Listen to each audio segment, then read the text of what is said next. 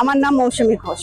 আমরা না প্রত্যেক বছর কলকাতা থেকে এই যে জগন্নাথ ধামে আসি জগন্নাথকে দর্শন করার জন্য। এবারও এসছি, কিন্তু আজ এবার প্রথমবার আমরা নীলাচল যাত্রী নিবাসে ছিলাম, কিন্তু সবকিছু ঠিক ছিল। একটা পরিবার ছিল না, ওই যে কি যেন দক্ষিণীরা, তার জন্য না আমাদের অনেক কিছু টেনশন হয়েছে। কি হয়েছে না হয়েছে, প্রত্যেক দিন কিছু না একটা ঘটনা হয়ে থাকে। খালি ওইটুকু না, আরো অনেক কিছু আছে, কিন্তু তার বাদে বাদ বাকি সব ঠিকই ছিল।